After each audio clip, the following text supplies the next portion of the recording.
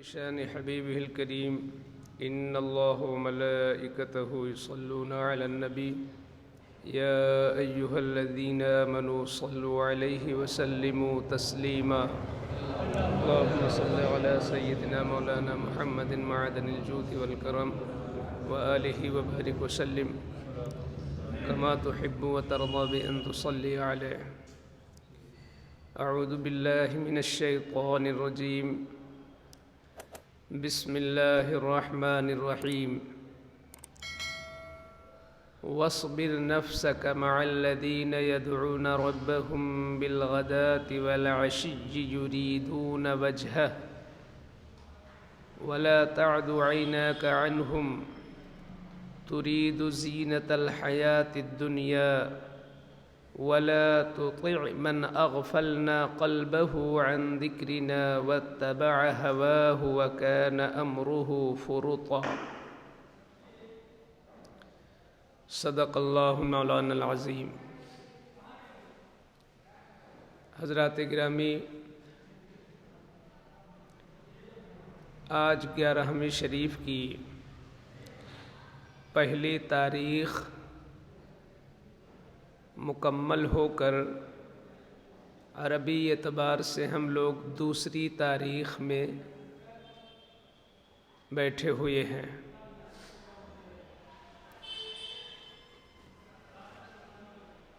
کل جیسے ہی مغرب کا وقت ہوا تو اللہ تعالیٰ نے جہاں ایک نعمت ہم پر مکمل کر کے اور اس کا سایہ ہم سے اٹھایا، وہیں پر اللہ تعالیٰ نے ہمیں دوسری نعمت سے نواز دیا. یعنی 12ویں شریف کا سایہ ہٹا تو 11ویں شریف کا سایہ چھا گیا. آج بھی ہم اپنے سلسلے درس سے ہٹ کر اس ماہ پاک کی مناسبت سے اور اس ماہ پاک کو جس ہستی اور جس ذات سے نسبت ہونے کی بنیاد پر مقام و مرتبہ حاصل ہے، انشاءاللہ ان کی زندگی پر کچھ باتیں پیش کر کے ہم اپنے کو اور آپ لوگوں کو اللہ کی رحمتوں سے مالا مال کرنے کی امید لگائیں گے. پہلے اس آیت کریمہ کا ترجمہ سماعت فرما لیں. اللہ رب العزت فرماتا ہے، اور اپنی جان ان سے مانوس رکھو جو صبح و شام اپنے رب کو پکارتے ہیں. مطلب یہ ہے کہ جو لوگ ایسے عابد زاہد ہیں اور ایسے عبادت گزار ہیں کہ ہر وقت وہ اپنے رب کی یاد ہی میں رہتے ہیں، تو اللہ فرماتا ہے ایسے لوگوں کی صحبت تم بھی اختیار کرو. یعنی ایسے لوگوں کی سنگت اور صحبت اور ان کی مجلسوں میں رہنے کی کوشش کرو جو لوگ صبح و شام اللہ ہی کی رضا کے لیے گزارتے ہیں. وَلَا تَعْدُ عَيْنَاكَ عَنْهُمْ، اور تمہاری آنکھیں انہیں چھوڑ کر اور پر نہ پڑیں. یعنی ایسے اللہ والوں کو چھوڑ کر آپ دنیا کی لالچ میں اور دنیا کی ترقی کے لیے دنیا داروں کو ترجیح دیں اور اللہ والوں کو چھوڑ کر ان کی مجلس میں چلے جائیں. ایسا مت کرو.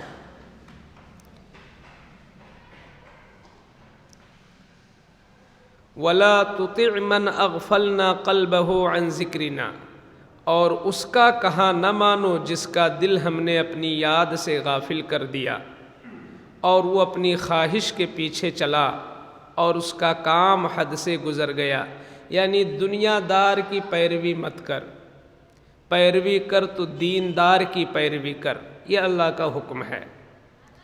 چونکہ اس آیت کو مناسبت حاصل ہے سرکار غوث الاعظم سے کہ الحمدللہ جن ہستیوں کا یہاں ذکر ہو رہا ہے کہ جو صبح و شام رب کی رضا میں گزارتے ہیں، ان کی صحبت پانے کی کوشش کرو اور ان کی مجلس میں بیٹھنے کی کوشش کرو اور ان کی پیروی کرو، تو ایسے ہی اللہ والوں کے سردار ہیں غوث اعظم۔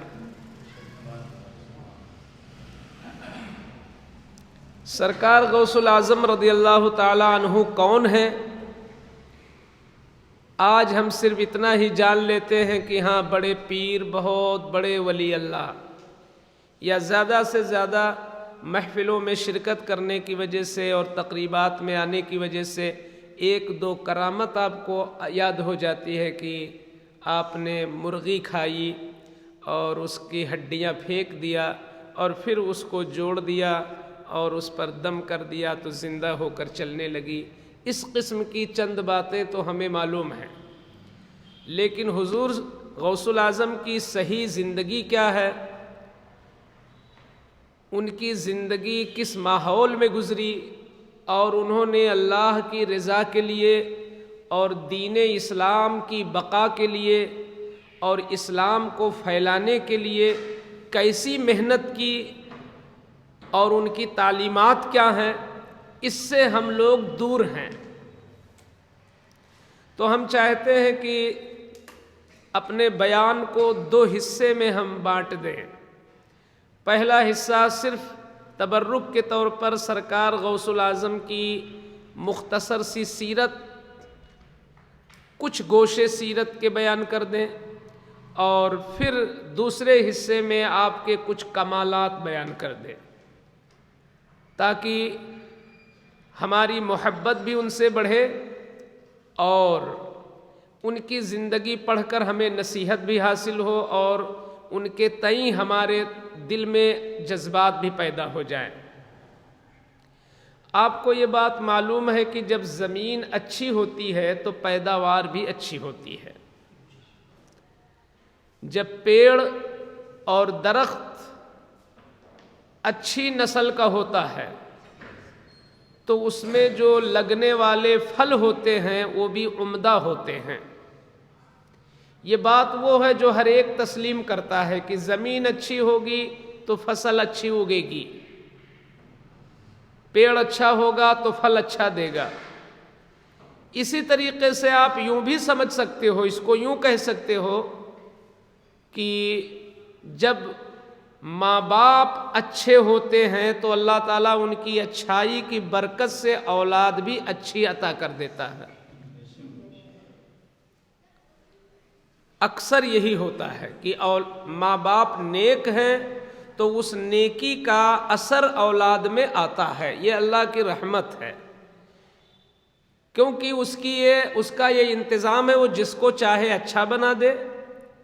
کانٹے میں پھول لگتے ہیں لیکن پھر بھی اس کا ایک انتظام ہے کہ اچھی نسل سے اچھے لوگ، اچھی زمین میں اچھا پودا، یہ اس نے ایک انتظام بنا رکھا ہے۔ تو اس جہت سے جب ہم سرکار غوث الاعظم کو دیکھتے ہیں کہ اے بڑے پیر، آپ کس نسل سے ہو اور آپ کن ماں باپ کے ذریعے دنیا میں تشریف لائے، تو ایسی صورت میں سرکار غوث الاعظم کی عظمت ہمارے دل میں بیٹھ جاتی ہے کہ آپ کے والد گرامی حضرت ابو صالح جنگی دوست ان کا لقب تھا۔ اس کا مطلب یہ ہے کہ راہ خدا میں وہ ہمیشہ جہاد کیا کرتے تھے، انہیں مال و منال دولت کی کوئی تمنا نہیں، صرف راہ خدا میں جہاد کرنا ان کا مشغلہ، وہی ان کی ڈیوٹی، وہی ان کی نوکری تھی۔ تو اس لیے ان کو جنگی دوست کہ یہ دوست رکھتے ہیں تو راہ خدا میں جنگ کرنے کو، اور نام تھا ابو صالح۔ ابو صالح کا معنی ہوا نیکی کا باپ، یعنی نیک نہیں بلکہ نیکوں کا باپ، اور آپ کی والدہ ماجدہ کا نام ہے ام الخیر فاطمہ، اور ام الخیر کا بھی ترجمہ ہے نیکیوں کی ماں، یعنی وہ اتنے نیک تھے کہ قدرتی طور پر ان کا نام ہی پڑ گیا ابو صالح، یہ نیکوں کے باپ ہیں، اور ماں اتنی نیک کہ نام ہی پڑ گیا یہ نیکیوں کی ماں ہیں۔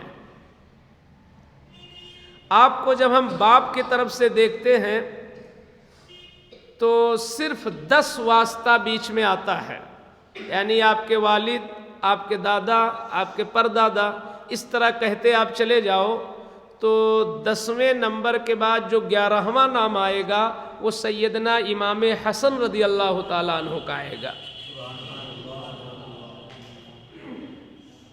تو والد کی طرف سے آپ حسنی سید ہو گئے، اور جب والدہ سے لو تو والدہ یہ بیٹی ہیں حضرت عبداللہ سومعی کی۔ عبداللہ سومعی سے جب آپ شروع کرو گے اور ان کے باپ، ان کے دادا سے آگے جاؤ گے تو 13 نام کے بعد جو 14واں نام ہوگا وہ سیدنا امام حسین کا ہوگا۔ تو آپ ان دونوں چیزوں کو آپ ملا سکتے ہو کہ والد کی طرف سے آپ امام حسن کی اولاد ہیں اور والدہ کی طرف سے آپ امام حسین کی اولاد ہیں، تو آپ حسنی سید بھی ہیں اور حسینی سید بھی ہیں۔ ایسے شخص کو کہتے ہیں نجیب الطرفین، کریم الطرفین، کہ دونوں طرف سے آپ عمدہ ہیں، ہر اعتبار سے آپ عمدہ ہیں۔ اسی بات کو سرکار اعلیٰ حضرت نے ایک شعر میں کہا ہے، تو حسنی و حسینی کیوں نہ محی الدین ہو، تو حسنی و حسینی کیوں نہ محی الدین ہو، اے خضر مجمع بحرین ہے دریا تیرا۔ یعنی اعلیٰ حضرت فرماتے ہیں کہ تم حسنی بھی ہو، حسینی بھی ہو اور محی الدین بھی ہو۔ تو تشبیہ دیا حضرت خضر علیہ السلام سے کہ خضر علیہ السلام وہیں بیٹھے رہتے تھے جہاں 2 دریا ملتے تھے، تو جہاں 2 دریا مل جائیں اس کو کہتے ہیں مجمع البحرین، یعنی 2 دریا ملنے کی جگہ، ایک دریا ادھر سے آیا، ایک دریا ادھر سے آیا، اور دونوں جہاں ملے وہی ہوا مجمع البحرین۔ تو اعلیٰ حضرت اشارہ کرنا چاہتے ہیں کہ امام حسن کے فیض کا جو دریا چلا وہ بھی آپ تک پہنچا، اور امام حسین کے فیض کا جو دریا چلا وہ بھی آپ تک پہنچا، تو آپ تو دونوں دریا کے سنگم ہیں، آپ مجمع البحرین ہیں۔ تو یہ نسلی اعتبار سے یہ خوبصورتی ہے غوث الاعظم میں۔ سیدنا غوث پاک رضی اللہ تعالیٰ عنہ یہ 5ویں صدی ہجری کے، یعنی 470 ہجری میں حضور صلی اللہ علیہ وسلم نے دنیا سے جب پردہ فرمایا تو اس کے تقریباً 480 سال کے بعد بغداد کے قریب ایک گاؤں ہے جس کو جیل کہتے ہیں، اور اس کو گیلان بھی کہتے ہیں، جیلان بھی کہتے ہیں۔ اسی قصبے میں 1 رمضان المبارک کو آپ کی پیدائش ہوئی 470 میں، اور پھر 561 میں جا کر کے آپ کی وفات ہوئی۔ تو آپ جب جوڑو گے تو تقریباً 91 سال کی عمر پائی غوث اعظم نے۔ سرکار غوث اعظم رضی اللہ تعالی عنہ کے والد اور ان کی والدہ، یہ تو صرف ہم نے نام بتایا نا آپ کو کہ نام ہے ابو صالح اور ماں کا نام ہے ام الخیر، تو کوئی کہہ سکتا ہے کہ نام ہونے سے کہاں ان کا تقوی ثابت ہوتا ہے؟ کسی گنہگار کا بھی نام تو اچھا رکھا جا سکتا ہے، کسی بدکار کا نام بھی تو اچھا رکھا جا سکتا ہے، تو نام کوئی دلیل نہیں ہوئی۔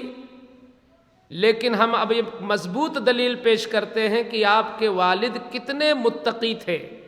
وہیں سے آپ اندازہ لگاؤ کہ جن کے والد کا چرچا کہیں زیادہ نہیں زمین پر، جب ان کا تقوی یہ ہے تو غوث اعظم کا تقوی کتنا بلند رہا ہوگا، اور آپ کی والدہ کا تقوی۔ حضرت ابو صالح جنگی دوست یہ 3 روز 4 روز کھانا کھاتے نہیں تھے، یعنی فاقہ میں رہتے، مجاہدے میں رہتے۔ یہ اولیاء اللہ کو ایک نشہ جو چھا جاتا ہے، اللہ کی ذکر کا جو مزہ آ جاتا ہے، تو یہ دنیا کی چیزیں بالکل بالو مٹی سے بھی کمتر دکھائی دیتی ہیں۔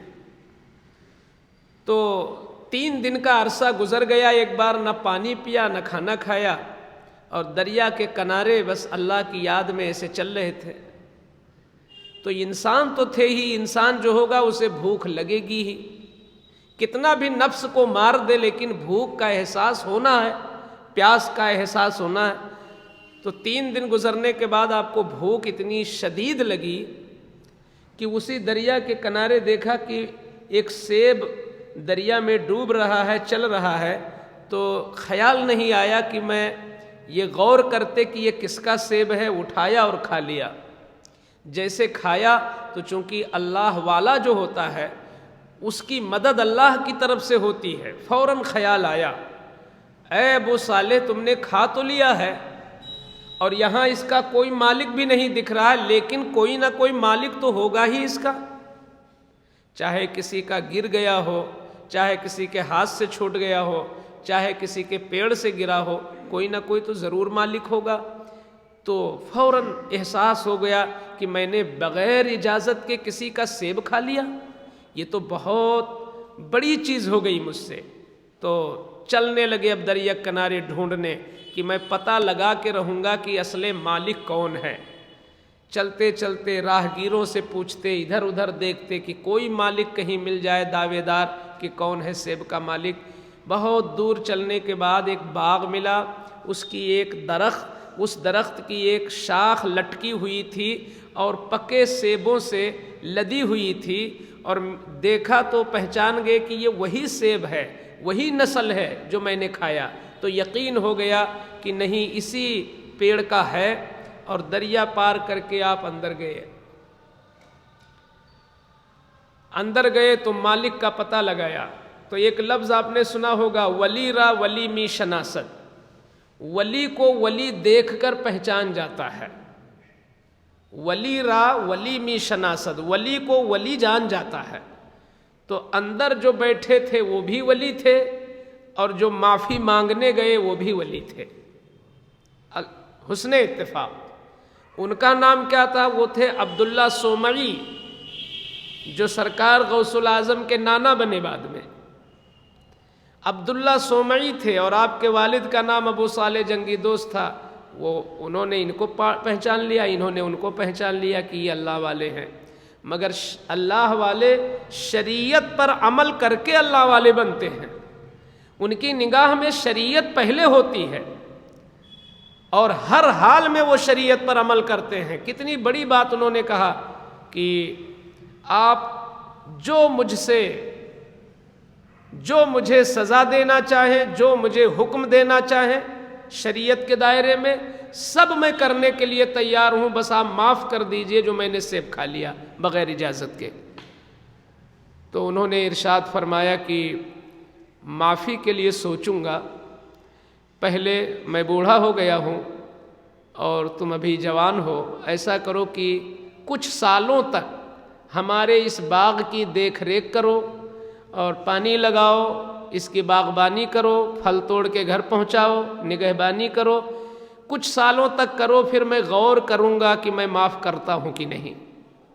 اتنی بڑی سزا ایک سیب کے لیے آج کا دنیا میں کوئی قبول کرے گا؟ ایک سیب کھا لیا، اس کی معافی کے لیے کئی سال تک باغ کی دیکھ ریکھ قبول کر لیا، کہا اگر آپ معاف کر دیں گے تو میں اس کو کر دوں گا۔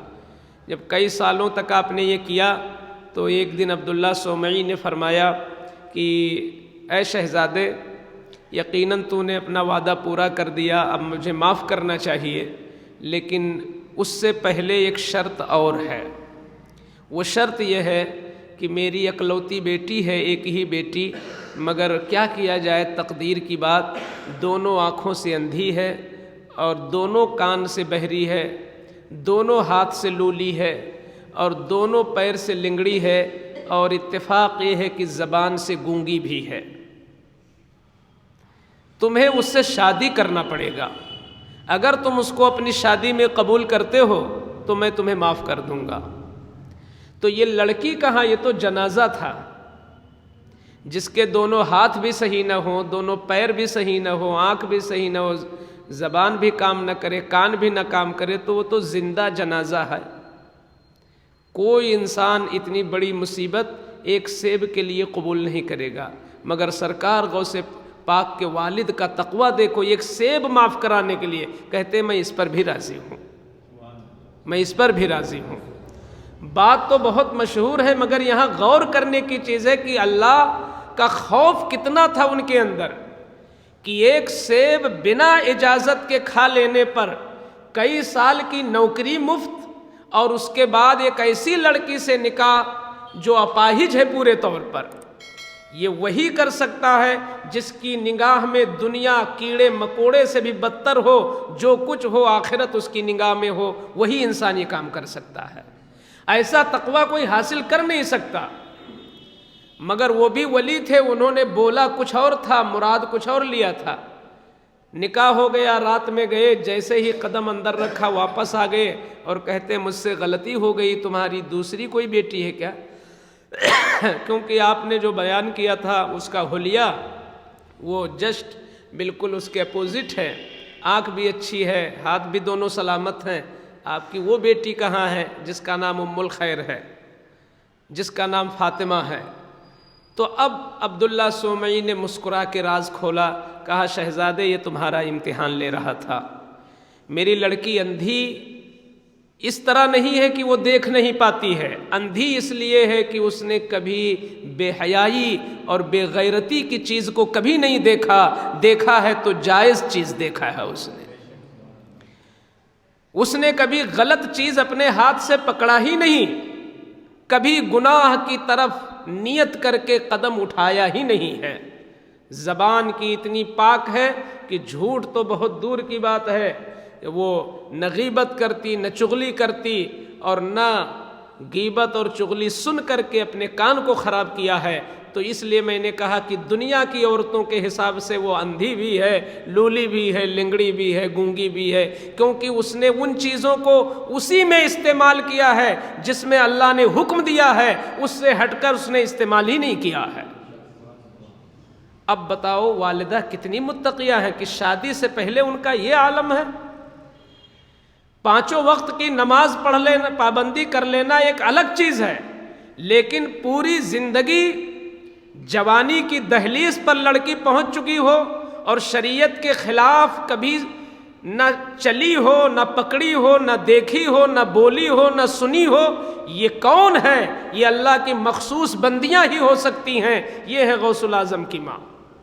تو سرکار غوث الاعظم، چونکہ میں نے کہا تھا زمین اچھی ہوتی ہے تو پودا اچھا ہوتا ہے، انہی کے نسل سے پیدا ہوئے تو الحمدللہ پیدائشی ولی بن کر پیدا ہوئے، پیدا ہوئے اسی دن ولی تھے۔ رمضان کا مہینہ تھا، پہلی تاریخ تھی، تو پیدا ہوئے تو دودھ میں منہ نہیں لگایا، پستان میں منہ نہیں لگایا۔ جب افطاری کا وقت ہوا، لوگ افطار کرنے لگے تو سیدنا غوث اعظم دودھ پینا شروع کیے۔ اور یہ ایک دن کا نہیں کہ اس کو آپ اتفاق کہہ دو، جس دن عید کا چاند نکلا تو اپنا معمول بدل دیا، اور پورے مہینہ، یہ آپ کی زندگی کا پہلا مہینہ تھا زمین پر، سحری سے لے کر افطاری تک کبھی بھی آپ نے منہ لگایا ہی نہیں، دنیا کو بتا دیا کہ میں پیدائشی ولی بن کر آیا ہوں۔ یہ غوث پاک ہے۔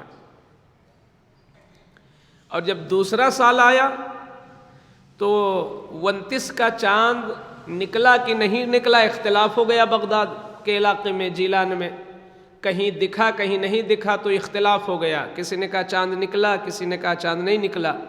تو لوگ ان کے پاس آئے کہ آپ کو کوئی خبر ملی ہو تو آپ بتائیں، ان کی ماں کے پاس۔ تو انہوں نے بتایا مجھے خبر تو کہیں سے نہیں ملی ہے، مگر ایک چیز ہے جس پر مجھے یقین ہے کہ آج پہلی رمضان ہے، کیونکہ میرے بیٹے نے آج دودھ میں منہ نہیں لگایا ہے۔ تو اسی وقت سے پورے علاقے میں مشہور ہو گیا تھا کہ سیدوں کے گھرانے میں ایک ایسا بچہ پیدا ہوا ہے جو پیدائشی ولی بن کر کے آیا ہے۔ ایک بار کسی نے آپ سے پوچھا کہ آپ کو کب پتہ چلا کہ آپ ولی ہیں؟ بڑے پیر سے، آپ کو کب پتہ چلا کہ آپ ولی ہیں؟ تو کہتے ہیں جب میں 10 سال کی عمر میں تھا، اس سے پہلے بھی کئی بار پتہ چل چکا تھا، لیکن خاص طور پر جب میں مکتب میں پڑھنے جا رہا تھا تو میرے ساتھ دونوں طرف فرشتے لگے رہتے تھے، فرشتے ہوتے، اور جب میں مکتب میں پہنچتا تو میرے پہنچنے سے پہلے فرشتے وہاں پہنچتے اور کہتے ہیں بچوں جگہ خالی کرو، اللہ کا ولی آ رہا ہے۔ تو کہتے میں نے اس سے اندازہ لگایا کہ میں ولی ہوں، مجھے اس سے پتہ چلا۔ 18 سال کی عمر میں آپ نے سفر کیا بغداد کا، چونکہ جیلان وہ قصبہ ہے، وہ دور ہے، اور 18 برس تک آپ مقامی تعلیم حاصل کرتے رہے، اور جب 18 برس کی عمر ہوئی تو اعلیٰ تعلیم کے لیے، اعلیٰ ایجوکیشن کے لیے اس وقت بغداد کی زمین پر بڑے بڑے صوفی، بڑے بڑے محدث، بڑے بڑے مفسر، یعنی وہ علم کا سرچشمہ بنا ہوا تھا بغداد۔ تو آپ نے اعلیٰ تعلیم کے لیے والدہ سے اجازت چاہی کہ میں چاہتا ہوں کہ اللہ کے دین کو سیکھوں اور حضور کی لائی ہوئی شریعت کو میں اچھی طرح سمجھوں، والدہ اب مجھے اجازت دے دیں۔ تو والد کا سایہ اٹھ چکا تھا پہلے ہی، تو اس لیے آپ نے والدہ سے اجازت مانگی۔ تو والدہ اب دیدہ ہو گئیں، لیکن منع نہیں کیا، دین کے لیے منع نہیں کیا، یہ نہیں کہا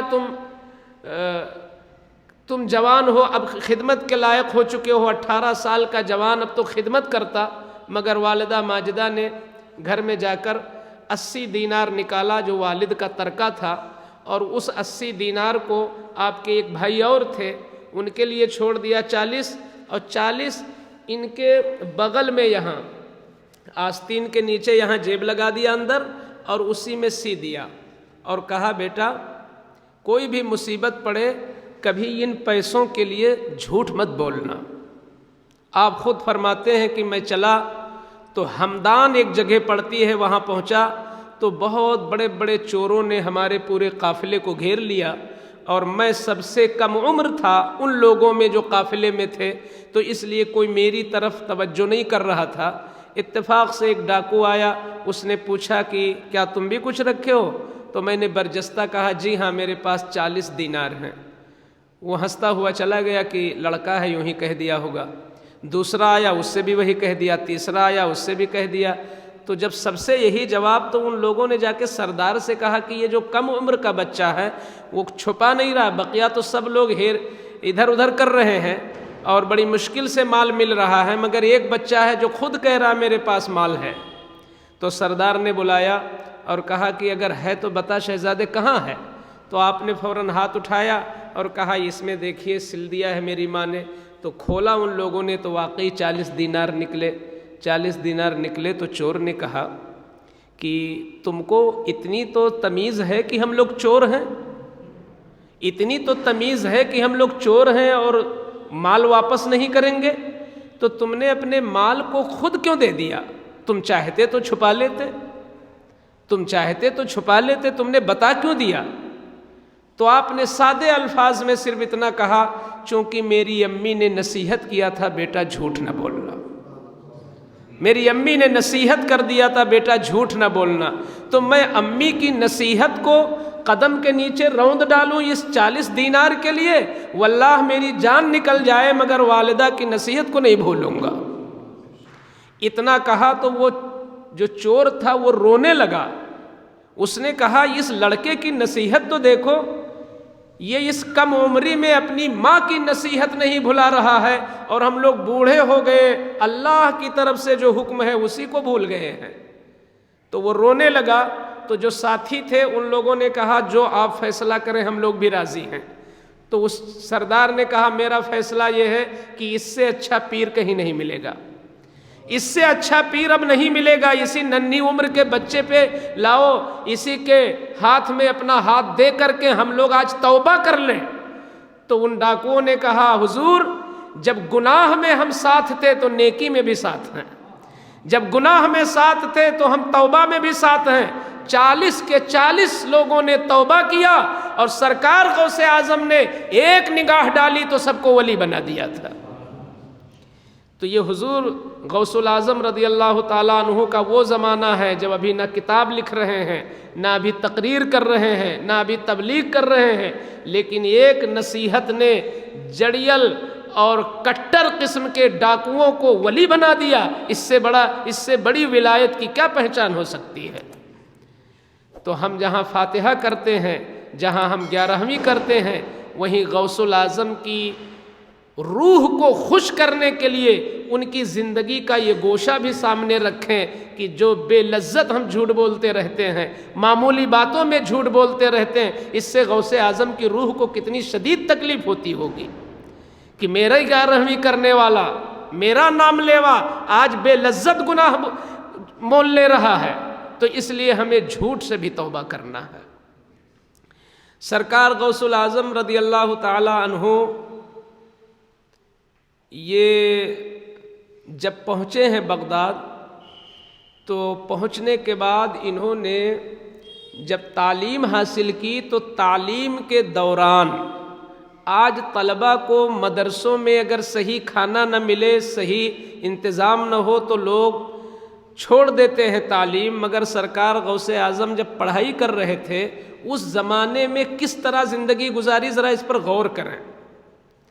دوپہر تک مدرسہ لگتا، پڑھتے، اور دوپہر کے بعد جنگلی علاقے میں چلے جاتے اور اللہ کی یاد میں یوں ہی کہتے ہیں میں اس طرح کرتا کہ 1 سال تو پڑی چیزیں یعنی پتیاں، پھول، جو بھی گھاس پھوس جائز چیز ملے وہ کھا لیتے تھے اور پانی نہیں پیتے، اور 1 سال صرف پانی پیتے، کوئی چیز نہیں کھاتے۔ پھر تیسرا سال آتا تو نہ کھاتے، نہ پیتے، نہ سوتے۔ آج کا انسان تو مر جائے گا، مگر وہ پیدائشی ولی تھی، روحانیت تھی ان کے اندر۔ اتنے سخت مجاہدہ کے ساتھ آپ نے تعلیم حاصل کیا۔ 25 سال تک عراق کے جنگلوں میں صرف پتیوں پر آپ نے اپنی زندگی گزاری۔ تب وہ پاور آ گیا آپ کے اندر، وہ پاور آ گیا کہ بغداد ہی نہیں پوری دنیا کے اندر نہ عمل میں آپ کے برابر کوئی تھا، نہ علم میں آپ کے برابر کوئی تھا، نہ تقوی میں، نہ طہارت میں، کسی چیز میں کوئی آپ کے برابر تھا ہی نہیں، لیکن تقریر نہیں کرتے تھے۔ ایک دن سرکار دو عالم صلی اللہ علیہ وسلم خواب میں تشریف لائے، اور اس کے بعد مولا علی تشریف لائے اور فرمایا شہزادے تم تقریر کیوں نہیں کرتے، اب تمہارا کورس مکمل ہو گیا ہے۔ عرض کرتے ہیں میں عجمی ہوں، یہاں کے لوگ عربی ہیں، ایک عجمی عربی کو کیا تقریر سنائے؟ تو آقا کریم نے فرمایا میرے شہزادے تم اپنا منہ تو کھولو۔ تو اپنا منہ کھولا تو سرکار نے اپنا لعاب دہن ڈال دیا۔ مولا علی نے بھی کہا منہ کھولو، انہوں نے بھی اپنا لعاب دہن ڈال دیا۔ اب وہ اثر آ گیا آپ کی تقریر میں کہ مدرسے میں پڑھاتے دوپہر تک، اور دوپہر کے بعد واعظ و نصیحت کی تقریر ہوتی۔ اثر اتنا تھا کہ ہر دن لوگ بڑھتے گئے، یہاں تک کہ مدرسے میں جگہ ختم ہو گئی کہ پبلک اتنی ہے غوث اعظم کی تقریر سننے کے لیے، اتنی پبلک، اور وہ پبلک ہم آپ جیسوں نہیں۔ بڑے بڑے مفسر، بڑے بڑے محدث، بڑے بڑے محقق، بڑے بڑے دانشور جو خود اپنے آپ میں ولی بھی تھے، عالم بھی تھے، وہ کاپیاں اور کاغذ لے کر کے آتے تھے اور غوث اعظم کی تقریر کو نقل کیا کرتے تھے۔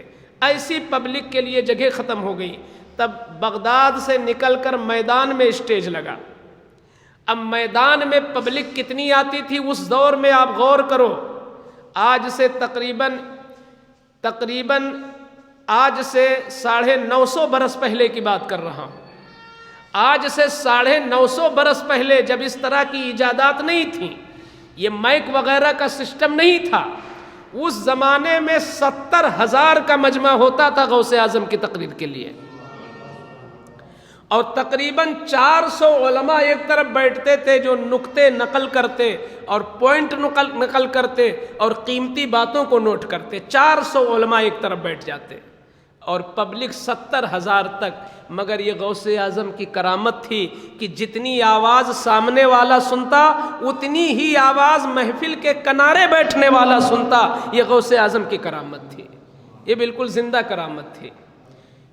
اور آپ کی تقریر میں وہ دم تھا الحمدللہ کہ جب تقریر ختم ہوتی وما علینا الا البلاغ، تو ابھی ہمارا آپ کا حال یہ ہے کہ ہم کتنی جلد پہنچیں اور سب یہیں کا یہیں چھوڑ جاتے ہیں۔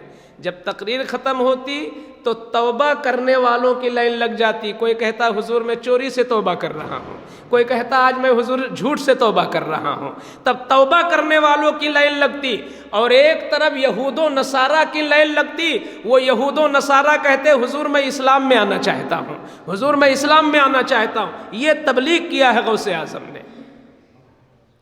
ہم سرکار غوث پاک کو اس جہت سے کہاں جانتے ہیں؟ لوگ سمجھتے ہیں کہ نہیں بہت صوفی سنت رہے ہوں گے اور جو ہے ان کے اندر پاور تھا، کرامت کرامت تو بہت دکھایا انہوں نے، لیکن یہ جو کام کیا، کوئی دنیا کا بڑا سے بڑا مقرر، بڑا سے بڑا خطیب، یا دنیا کے سارے خطیبوں کی خطابت ایک طرف، اور سرکار غوث الاعظم کی وہ خطابت جس میں لوگ چوری سے بھی توبہ کر رہے ہیں، جھوٹ سے بھی توبہ کر رہے ہیں، اور کفر سے توبہ کر کے اسلام میں داخل ہو رہے ہیں، بلکہ بعض مردے ہو جاتے، بعض لوگوں کی وہی موت ہو جاتی خوف خدا میں، ایسی ایسی باتیں بولتے۔ باتیں تو بظاہر معمولی ہوتی تھیں، مگر کہتے نا علامہ اقبال نے کہا کہ دل سے جو بات نکلتی ہے اثر رکھتی ہے، پر نہیں طاقت پرواز مگر رکھتی ہے، کہ جو بات دل سے نکلتی ہے وہ تیر کی طرح چبھتی ہے۔ تو آپ دل سے بولتے تھے، تو کئی لاشیں بعد میں ہوتی جن کی تدفین کی جاتی پھر بعد میں، یہ آپ کی تقریر کے بعد ہوتا تھا۔ اور بڑے بڑے خلیفہ ہوتے، حاکم ہوتے، ان کی آنکھوں میں آنکھیں ڈال کر بغیر کسی جھجک کے آپ ان کو ٹوکتے۔ اب اس زمانے میں ایک خلیفہ تھا، عباسی حکومت تھی اس زمانے میں، عباسی حکومت، ایک خلیفہ تھا مقتضد بامر اللہ نام تھا، اس نے ایک کو حاکم بنا دیا، قاضی بنا دیا، اور قاضی جو تھا وہ نالائق تھا، اس کا لقب ہی ابن الظالم تھا کہ یہ ظالم کا بیٹا ہے۔ غوث اعظم کو پتہ چلا کہ خلیفہ نے ایسے آدمی کو قاضی بنا دیا ہے جو ظلم کرتا ہے، تو وہ خلیفہ کے سامنے اسی سے کہا، چھوٹی سی بات کہی مگر دیکھو اثر کتنا ہے۔ فرمایا تم نے اظلم الظالمین کو قاضی بنایا ہے، تو تم ارحم الراحمین کے سامنے کیا جواب دو گے؟ یعنی اظلم الظالمین کا مطلب سب سے بڑا ظالم، اور ارحم الراحمین کا مطلب سب سے بڑا مہربان، تو سب سے بڑے ظالم کو تم قاضی بنا کر سب سے بڑے مہربان اللہ کے پاس کیا جواب دو گے؟ اتنا وہ سنا تو کانپنے لگا، رونے لگا، اور فوراً لکھ دیا کہ نہیں، ان کو منصب قضا سے ہٹاتا ہوں اور کسی لائق آدمی کو قاضی بناتا ہوں۔ یہ آپ کی تقریریں ہوتی تھیں، تو اسی لیے آپ کا لقب پڑ گیا محی الدین۔ محی الدین کا مطلب ہے جس نے دین کو زندہ کر دیا ہو، یعنی اس دور میں لوگوں نے اپنی بدکرداری سے، یہ ایسا نہیں کہ آج کے دور میں یہ ہے، اس سے بھی خطرناک دور تھا غوث الاعظم کے زمانے کا۔ جو ظالم حاکم تھے وہ دنیا میں لگے تھے، اور بہت سارے علماء ان کی چاپلوسی اور ان کے تملق میں لگے ہوئے تھے۔ ایک طرف مسلکی فتنے تھے، دوسری طرف بدعمالیوں کے فتنے تھے، تنے تنہا غوث الاعظم نے سب کا مقابلہ کیا، یہاں تک کہ جب آپ کی تقریر سے کوئی توبہ کرتا، کوئی اسلام میں آتا، یہ جب ماحول ہوا ہرا بھرا ماحول، تو ایک دن آپ جا رہے تھے تو ایک ایسا شخص جس کا پیٹ بھی دبا، جس کا چہرہ بھی دبا، اور آنکھوں میں خون نہیں، چہرے پیلا پیلا، بالکل مرنے کے کگار پہ، بہت کمزور، اور بڑی کمزور آواز میں اس نے کہا، اے عبد القادر مجھے گلے لگا کر شرف بخش دیجئے، مجھے سینے سے ملا لیجئے۔ تو سرکار بڑے پیر نے ان کو سینے سے لگایا، جیسے سینے سے لگایا تو بالکل 22 سال کا 18 جوان بن گیا وہ۔ وہی بوڑھا جو ہانپ کانپ رہا تھا اور چلنے کے لیے ترس رہا تھا، مرنے کے لیے منتظر تھا، وہ کڑیل جوان بن گیا ایک ہی لمحے میں۔ تو آپ کو بڑا تعجب ہوا، فرمایا کہ کیا ہوا، میں تم ابھی بوڑھے تھے جوان ہو گئے؟ تو اس نے کہا کہ اے غوث الاعظم، میں کوئی انسان نہیں ہوں، میں کوئی جنات نہیں ہوں، میں کوئی فرشتہ نہیں ہوں، میں تمہارے نانا جان کا دین ہوں، میں دین اسلام ہوں۔ میں نے سمجھانے کے لیے اپنا روپ انسانی بنا لیا، لوگوں نے بد کرداری، جھوٹ بول کر، نفاق کر کے، منافقت کر کے، بدعمالی کر کے تمہارے نانا کے دین کو بالکل کمزور کر دیا تھا جیسے میں کمزور تھا، لیکن تمہاری تقریر سے، تمہارے عمل سے، تمہارے کردار سے تمہارے نانا کا دین اتنا ہی طاقتور ہے جیسے مجھے آپ دیکھ رہے ہو۔ اس لیے آج کے بعد تمہارا لقب محی الدین ہوگا۔ محی الدین کا مطلب دین کو زندہ کر دینے والا۔ گویا دین تھا مگر مردہ تھا، حضور غوث الاعظم نے اس دین کو زندہ کر دیا ہے۔ تو یہ لقب آپ کا قدرتی طور پر پڑا۔ میں نے یہ تھوڑا سا تعارف پیش کیا ہے سرکار غوث الاعظم کی سیرت پر۔ اللہ تعالی ہم سب پر غوث الاعظم کا فیضان نازل فرمائے۔ بسم اللہ الرحمن الرحیم، صلی اللہ علی النبی الامی وآلہ صلی اللہ تعالی علیہ وسلم۔ یا رب العالمین، یا ارحم الراحمین، یا ارحم الراحمین، تو اپنے فضل و کرم، لطف و مہربانی سے محفل درس کو قبول فرما لے۔ اے اللہ کریم، جن لوگوں نے اس میں اتنا لمبا وقت دیا ہے، یا اللہ ہر لمحے کو غوث اعظم کے صدقے میں قبول فرما لے۔ اے اللہ کریم، تجھ کو کوئی لفظ پسند آ گیا ہو تو اس کے صدقے میں ہم لوگوں کا یہ نذرانہ بارگاہ غوثیت میں قبول فرما لے، اور سرکار غوث اعظم کے وسیلے سے ہم لوگوں کی دعائیں پوری فرما دے۔ یا اللہ ہمارے گھروں میں نحوست کا خاتمہ فرما دے، ہمارے بچوں کو صحت و سلامتی عطا فرما، ہمارے گھروں سے بلا، مصیبت، آفت، جادو ٹونا، ہر قسم کے سحر وغیرہ کا خاتمہ فرما دے، اور سرکار غوث الاعظم کے فیضان کرم کی بارش ہمارے گھروں میں نازل فرما دے۔ وصلی اللہ تعالی علی خیر خلقہ وعلی آلہ واصحابہ اجمعین برحمتک یا ارحم الراحمین بحق لا الہ الا